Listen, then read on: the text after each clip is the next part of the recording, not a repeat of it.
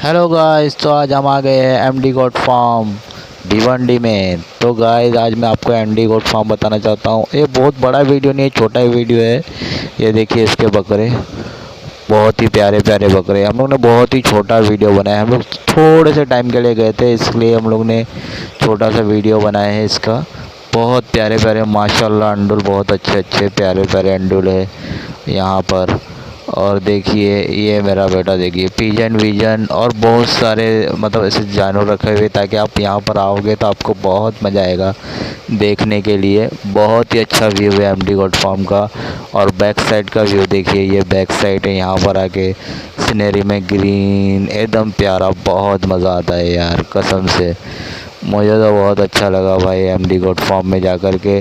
और हम लोग ने बहुत ही शॉर्ट वीडियो लिया है, बहुत ही छोटा छोटा। देखने के लिए बहुत कुछ है। अगर आपको भी जाना है एमडी